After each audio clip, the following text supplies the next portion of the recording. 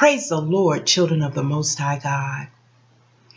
Before I can go on to the next subject, I must revisit the power of forgiveness. I want to be clear.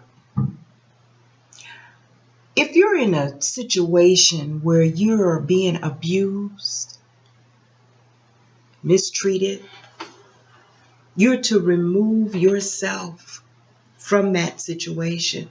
You're to guard your heart and love yourselves. Yes, we must forgive, but we have to love ourselves as well. God loved us so much, He forgave us. And with that power, He has given us to be able to forgive others.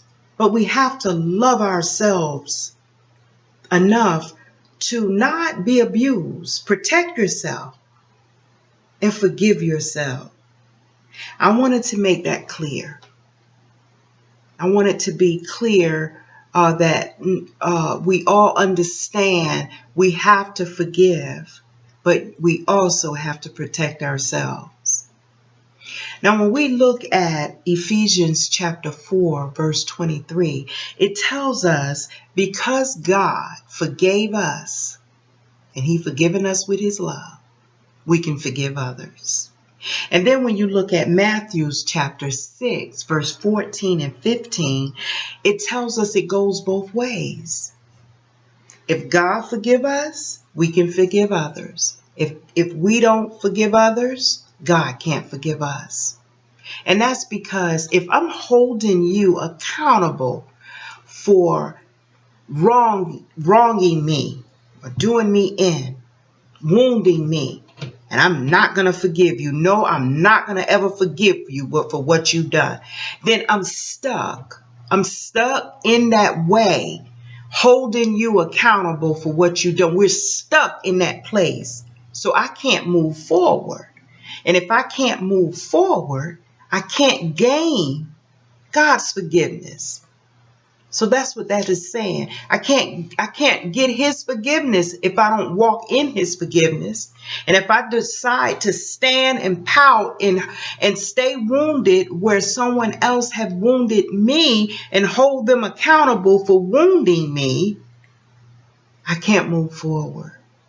So we have to forgive, even to move forward in gaining things we need in our lives.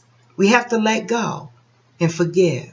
And sometimes it's so hard to let go when we're wounded so deeply. It takes God and it takes a willingness to want to move forward in your life, to receive better in your life. You have to let go and you have to forgive that person. You have to see them just like Jesus saw the people that was crucifying Him. Lord, forgive them because they know not what they do. So that's what I was saying. And then I was saying about Philippians chapter 3, verse 13. Sometime our mind won't let us forgive ourselves. When we look back and see how vulnerable we were in situations where we were wounded, it's hard to forgive ourselves. It's hard to let ourselves be vulnerable at that point. We have to see that's not me anymore. So that won't ever happen to me again because I've grown from that. And when we have grown from something truly, we don't see it again. But if we hold on to unforgiveness, we'll see this same spirit just be in different suits. You know, we can see that sometime in past relationships. Be like, he's just like, or she's just like, but we hadn't let them go. We got to let stuff go where we can get brand new. So I wanted to be clear on the power of forgiveness before I move on to my next subject. Thank God for the power of forgiveness because it really is our source to move forward into new things in life.